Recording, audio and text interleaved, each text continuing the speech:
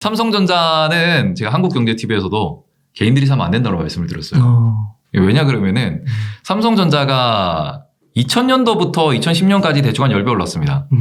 2010년부터 지금까지 그러니까 2020년까지 3배에서 한 5배 올랐어요. 뭐 기준 따라 다르긴 한데 일단은 성장 속도가 느려졌다라는 것이고요. 아, 그렇구나. 규모가 너무 커졌다라는 것이고요. 그런 관점에서 삼성전자라는 곳이 하드웨어 중심의 제조업체다 보니까 문제가 되는 거는 주주환원을 팍팍 못 해줘요. 그러니까 말 그대로 애플처럼 마이크로소프트처럼 본인들이 뭔가 하드웨어를 구축을 해놓고 낮은 인건비에 말 그대로 소프트웨어 중심으로 돌리다 보면은 돈의 현금 흐름이 좋아지고 현금 흐름이 더 빨라지기 때문에 큰 돈이 없어도 사업을 확장하고 사업을 유지할 수 있으면은 배당을 많이 줄 수 있습니다. 근데 삼성전자는 맨날 배당 얘기할 때 그런 얘기하죠. 투자를 해야 된다. 우리는 반도체 라인 하나 깔 때 뭐 5조, 10조 이렇게 들어간다. 그러니까 우리가 100조 원의 현금을 쥐고 있어야 되는 거는 당연하다. 그리고는 그것에 대해서 실제로 동의하는 투자자도 많이 있습니다. 배당 주면은 삼성 망한다. 그런 얘기를 이제 왈가왈부하는 과정에서 결국에는 배당금을 늘린다는 계획은 발표했죠. 실제로 늘리고 있는데 그것도 3년에 한 번씩 우리가 3년 동안 경영을 해서 영업이익을 모아서 투자할 거 투자 다 하고 그러고 남는 돈의 50%를 드리겠습니다. 라고 얘기를 하는 거거든요. 국내 기준으로는 주주환원을 정말 잘하는 거지만 그 전제 조건은 우리가 투자에 필요한 총알이 있어야 되니까 우리는 주주환원을 마음대로는 못 해줍니다. 그러니까 3년에 한 번씩 주는 걸로 합의를 봅시다. 라는 얘기가 나왔던 거고 그게 실제로 2020년도 특별 배당으로 지급이 됐던 부분입니다. 그때 좀 오버슈팅도 많이 나왔죠. 장도 좋다 보니까. 그래서 그 이후로 고점 찍고 계속 떨어지고 있는 건데 그러면은 삼성전자가 무엇을 파는지도 한번 보셔야 돼요. 삼성전자는 주로 돈을 버는 거는 스마트폰입니다. 그리고 또 돈을 버는 게 메모리가 아니고 가전제품이에요. 그 다음이 메모리 반도체입니다. 근데 삼성전자는 주가 올라가려면 메모리 반도체가 올라가야 된다는 얘기를 실제로 많이들 하세요. 왜 그러냐? 스마트폰은 꾸준하게 팔고 꾸준하게 남겨먹습니다. 가전도 꾸준하게 팔고 꾸준하게 남겨먹어요. 얘들은 상수입니다. 그러니까 얘들은 주가에 전혀 영향을 미치지 못하고 그냥 똑같이 벌고 똑같이 그냥 판매하는 제품이고 메모리 반도체 같은 경우에는 이게 좀 출렁출렁 심해요. 영업이익률이. 그러다 보니까 메모리 반도체 가격이 올라가면은 이게 많이 올라간다. 메모리 반도체 가격이 떨어지면은 주가가 떨어진다. 그리고 실제로 저 작년도 8월 달에 윈터즈 커밍이라는 메모리 반도체 보고서가 좀 안 좋게 나오면서 우리나라 지수가 다 부러졌죠. 삼성전자 쭉쭉쭉 그때 완전히 그죠? 패닉이 좀 많았었는데 그런 일이 발생하는 이유도 삼성전자는 결국 덩치는 크지만 약점이자 장점이 D램 하나밖에 없다라는 거예요. 그러니까 D램 가격에 의존해서 주가가 움직이는데 다른 그 딸려있는 식구들이 워낙 많다 보니까 저는 삼성전자를 약간 김밥천국 같은 혹은 뷔페 같은 종목이라고 말씀을 드리거든요. 우리는 분명히 맛집을 가서 맛있는 걸 먹으면 행복하고요. 그게 아니면 많은 사람들이 모였을 때 그 사람들 모두가 만족할 수 있는 그 밥을 먹는 그 식사 자리를 좋아합니다. 10명이 모였는데 아니 난 해장국 먹으러 가자는데 난 해장국 안 먹어 이러면은 그거 자리 파토 나는 거거든요. 그럴 때는 어디로 가냐? 뷔페로 갑니다. 10명이 갔을 때는 그죠? 그게 삼성이에요. 실패하지 않는 투자처. 실패하지 않는 밥집. 그런 관점에서 저는 메모리 반도체 시황이 지금은 바닥이라고 하고 그러면 올라갈 때 삼성전자 지금 들고 있는 분들 팔아야 되냐? 파실 건 아니에요. 지금 저점이에요. 그러니까 뭐 물을 타서 올라가더라도 뭐 비중을 줄이고 뭐 익절을 하고 하는 전략으로 접근하는데 대신에 그 다음에 삼성전자를 다시 사야 되냐? 삼성전자를 살 바에는 D램을 보시면은 하이닉스를 사시는 게 맞고요. 아니면 마이크론을 사시는 게 맞고요. 그 다음에 나는 삼성전자 파운드리 때문에 그런다. 너는 파운드리 얘기 안 하냐? 정말로 파운드리가 삼성전자가 성공을 하고 파운드리 시장이 좋아지고 파운드리가 성장을 해서 삼성전자를 이끈다라고 하면은 삼성전자 2배 가는 동안 TSMC는 3배, 4배 갈 거예요. 저는 그래서 실제로 하이닉스랑 TSMC를 들고 있습니다. 이게 뭐냐 그러면 거의 맛집이라는 거거든요. 파운드리 맛집이 있고 D램 맛집이 있는데 내가 왜 굳이 거기에서 이걸 다 모아놓은 뷔페를 가서 뷔페에서 왜 갈비탕이 맛이 없어요? 라고 따지고 있는 격이거든요. 그런 느낌으로 보시면은 삼성전자는 초보 투자자가 제일 먼저 생각하는 주식일 수밖에 없어요. 대한민국을 대표하고 대한민국 1등이니까. 근데 그걸 좀 더 주식판에 공부를 해보시고 나면은 여기는 뷔페였구나.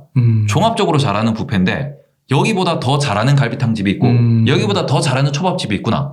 초밥을 먹고 싶으면은 초밥집에 가는 게 맞고 갈비탕을 먹고 싶으면 갈비탕 가는 게 맞으니까 그런 관점에서는 차라리 포트폴리오를 좀 다변화하더라도 파운드리는 파운드리 따로 D램은 D램 따로 이런 식으로 어차피 스마트폰과 가전제품 같은 경우에는 세트업체 성장성은 이미 끝났죠. 포화 시장이니까. 그 내부에 있는 최근에 보면은 뭐 이렇게 스마트폰 중에서도 갑자기 갤럭시가 접힌데 그러면서 힌지 관련된 업체가 뜨는 것처럼 이렇게 조그만한 변화에서 뭔가 우리가 캐치를 해서 돈을 벌 수 있는 기업들은 존재하지만 갤럭시 Z 폴드가 나왔다 그래서 삼성전자가 올라간 건 없거든요. 그런 변화 혹은 그런 뭔가 좀 비즈니스 모델 같은 걸 좀 체크를 하시면서 투자하셨으면 좋겠고 저는 그래서 삼성전자는 앞으로 올라갑니다. 올라가는데 다른 애들보다 재미가 없을 거다. 탄력성이 좀 낮은 거네요. 네, 그렇게 좀 말씀을 드리고 싶고 하이닉스도 안 망해요. TSMC도 안 망하고. 그래서 조금만 더 공부하시면 더 많은 돈을 벌 수 있는 기회가 있다 보니까 그런 관점에서 접근을 하셨으면 좋겠다라고 말씀을 드리겠습니다. 그럼 TSMC나 SK 하이닉스는 약간 시크리컬 이렇게 얘기를 하잖아요. 네네. TSMC는 시크리컬이 아닌가요? TSMC는 시클리컬이라고 볼 수 있죠. 볼 수 있어요. 네, 볼 수 있는 게 왜냐하면 그거 제조업이니까요. 이게 시클리컬의 정의를 뭐 우리가 산업 쪽에서 뭐 되게 거창하게 뭐 슈퍼사이클 이런 얘기하면서 거창하게 얘기를 하는데 문제가 뭐냐 그러면은 제조업은 다 시클리컬입니다. 그리고 우리나라는 거의 다 제조업이에요.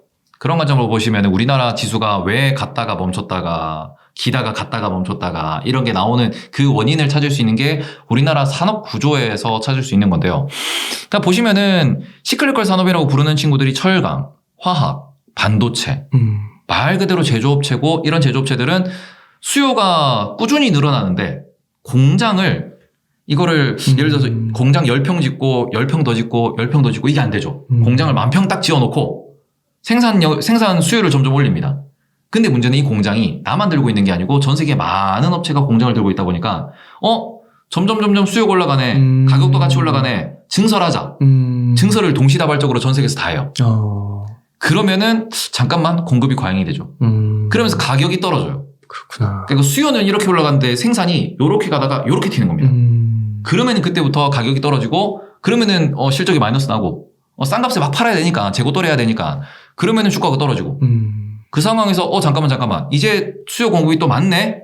그러면 여기서 또 증설을 슬슬 계획을 할까? 가격이 막 올라가네. 그러면 슈퍼사이클이라는 얘기가 나오면서 막 이게 이제 주가가 올라가고 그러다가 한참 주가가 불이 붙었다 뉴스 막 나오면은 고점 딱 찍고 딱 떨어지죠.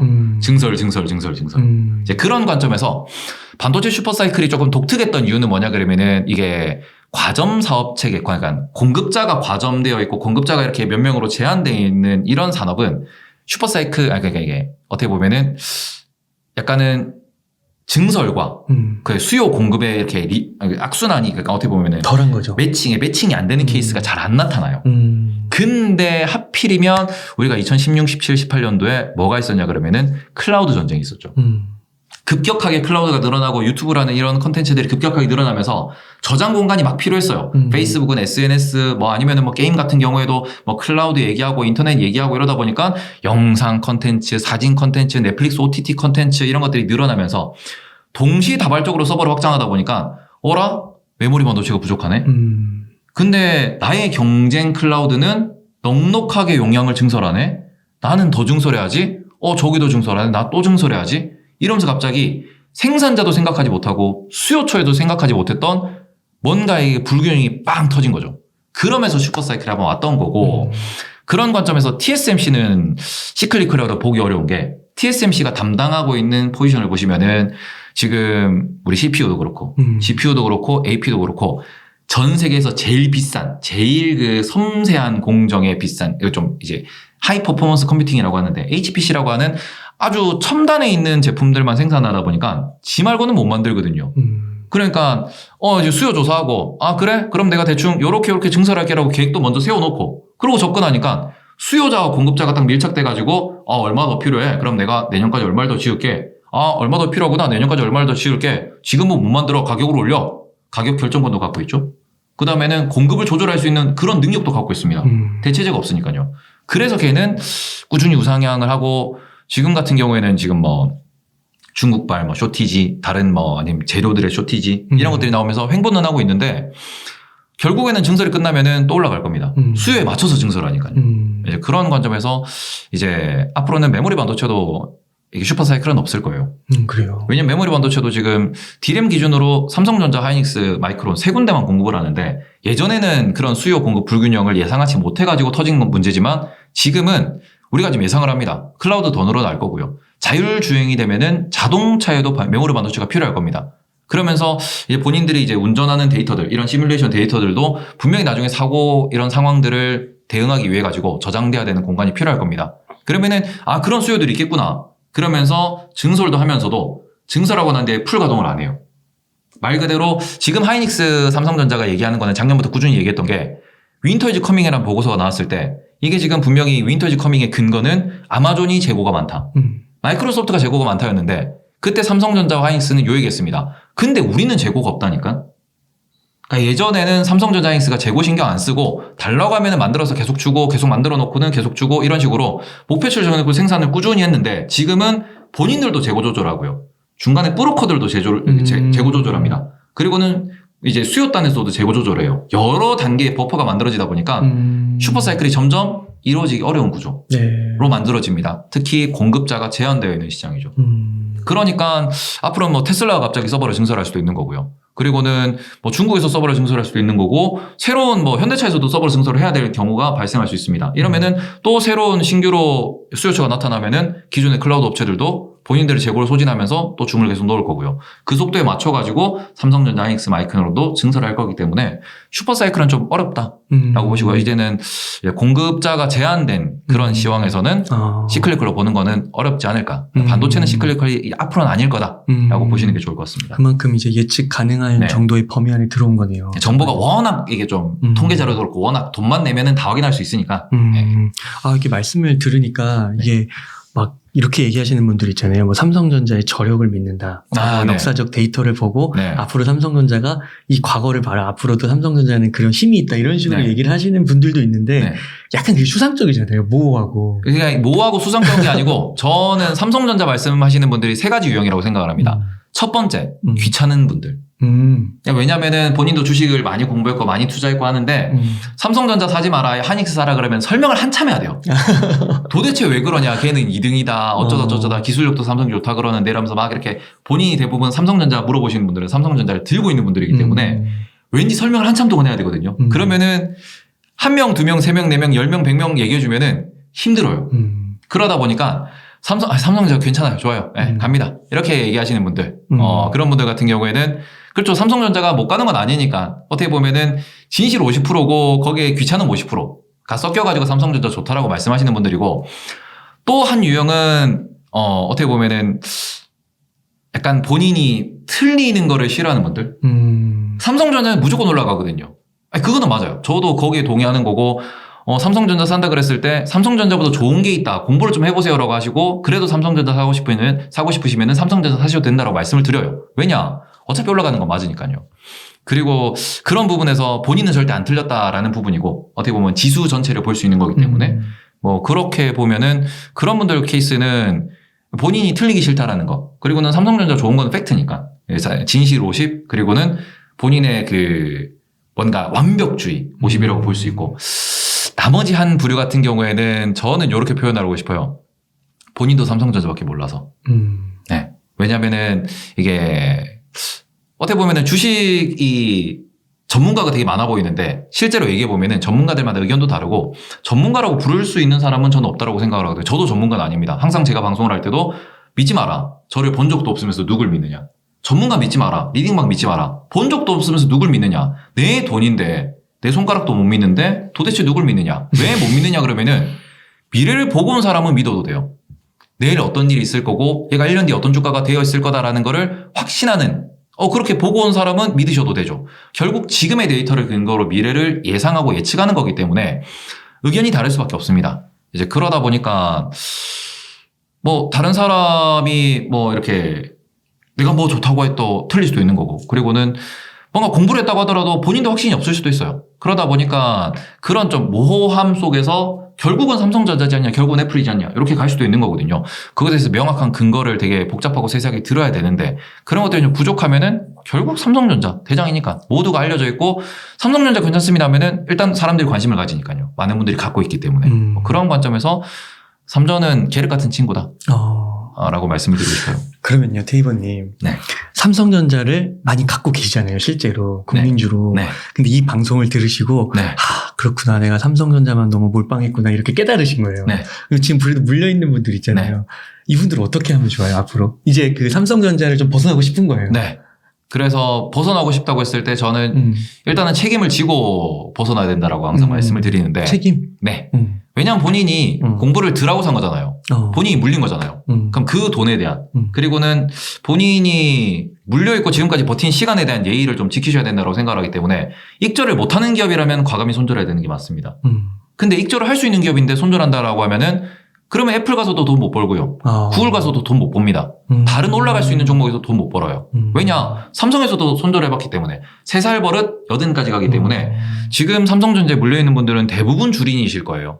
주린이 같은 경우에는 경험이 좀 적습니다. 근데 그 첫 번째 경험을 내가 손절로 메꾼다.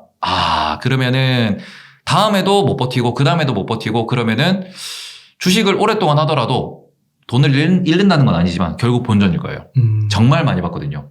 손절을 자주 하시는 분들 같은 경우에는 단타를 치는 분들은 기계적으로 매도 하시면서 이만큼 오르면은 매도, 이만큼 떨어지면 손절, 요거를 계속 반복을 하시면서 어떻게 보면 1승 1패 게임으로 하면서 계속 수익률을 쌓아가는 분들 같은 경우에는 스캘퍼라고 부르는데 그분들은 손절도 하나의 매매 방법입니다. 그러면서 내가 손절한 거를 메꾼다가 아니고 이번에 내가 졌구나. 다음에 내가 이기고. 그래서 내가 6승 4패, 7승 3패, 8승 2패를 하면서 수익률을 점점 쌓아가는 그런 어떻게 하나의 매매 게임을 하시는 분들이고 그런 분들 같은 경우에는 손절을 누구보다 잘 하시죠. 그분들 손절법은 저도 배우고 싶은데.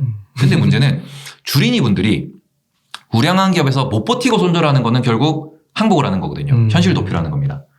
그래서 지금 제가 아까 말씀드렸다시피 삼성이 지금 저점이다라고 말씀을 드렸고 디램 시황, 낸드 플래시 메모리 반도체 시황, 낸드 시황도 지금 바닥이거든요. 디램도 올해 연말 되면은 서버 증설이 많아질 거다라는 또 얘기를 하고 있고 실제로 미국에서 1분기 실적 발표했을 때 세부 내역을 좀 까보시면은 클라우드에 대한 투자는 계속 증가하고 있습니다. AWS도 그렇고 애저도 그렇고 마이크로소프트에 구글에 지금 아마존에 전부 다 클라우드 투자를 확대하고 있다라는 건 뭐냐 그러면은 그만큼 컨텐츠가 늘어나고 있다라는 거고 그만큼 데이터 양이 늘어나고 있다라는 거고 실제로 우리가 매년 성장하는 그러니까 말 그대로 데이터가 얼마나 성장하냐라고 해가지고 비트그로스라는 표현을 씁니다. 그건 여전히 매년 15%가 나와요. 말 그대로 전 세계에 있는 데이터의 용량 컴퓨터에 저장되고 인터넷에 유통되는 데이터의 용량은 15%씩 늘어납니다. 복리로 따지시면은 이게 2000년도 초반 IT 혁명이 처음 났을 때 대비해가지고 몇 억 배, 몇 조 배가 늘어난 거예요. 그만큼 많은 데이터가 저장이 돼야 되는 거고 그런 관점에서 연말 되면은 서버도 늘어날 거고 그 다음에 DDR4에서 DDR5로 넘어가는 세대 혁명도 기다리고 있는데 그거까지 다 보시고 그리고는 좀 더 냉정하게 말씀드리면은 2020년도 고점에 물리시는 분들, 2021년도 초에 고점 물리신 분들은 특별 배당 이슈에 뜬 버블을 잡으신 거니까 다음 특별 배당까지 기다리셔야죠. 3년. 네. 그래서 제가 지난번에 나왔을 때도 그 말씀 드렸을 거예요. 삼성전자 내년에 간다. 그 말씀을 계속 드린 이유가 삼성전자 가도 내년에 갑니다. 왜? 돈을 잘 벌고 디램의 바닥을 확인하고 낸드의 바닥을 확인했을 때 우상향을 보이겠죠. 고점은 언제냐? 내년 연말. 특별 배당이 있을 거니까요. 그때는 단기로 투자해도 얻을 수 있는 게 있고 단기라고 하더라도 평가 가치가 그만큼 매력적으로 바뀌는 구간이기 때문에 적어도 내년 연말까지는 버티고 난 뒤에 그때까지 계속 추가 매수하시면서 물을 타고 난 뒤에 그러고는 시드를 조금이라도 익절을 하고 그 다음에 다른 전략을 짜셔야죠. 그렇구나. 네. 지금 손절한다고 하시면은 뭐 부모님 계좌다 그 잠그시고요. 그 공인인증서 바꾸시고요. 네. 비밀번호 바꾸시고요. 아들 계좌다. 아들 핸드폰 그 해지하세요. 그러면 지금 이제 1년 6개월 남은 거잖아요. 네. 1년 6개월은 책임을 져라. 네. 본인의 매수 매도에 대한 책임을 지고 기다렸던 시간에 대한 예의를 가지고는 결국 익절이 가능하면 익절하시고 앞으로 수익을 더 늘려나가면 되는 거거든요. 우리가 기회는 언제든지 오는데 그 기회를 잡기 위해서 지금 내가 챙겨야 되는 걸 못 챙기면은 약간 저는 그런 느낌이에요. 정말 미녀가 지나간다 했을 때 야, 저 미녀한테 고백해야지. 여자친구 팔짱 끼고 가면서 저 사람이 나 만나고 싶으면 고백해야지 하고 난데 딱 이러면은 여기도 차이고 여기도 차이거든요. 정신을 차리셔야 돼요. 네. 항상 긴장하고. 그러니까 그 1년 6개월 동안 내가 삼성전자 그냥 손해 확정하고 다른 데 가서 돈 벌겠다. 네, 안 됩니다. 안 된다는 그게 습관이 쌓이면은 자꾸 이게 환승이별 하면은 결국 40대 50대 돼도 결혼 못 해요.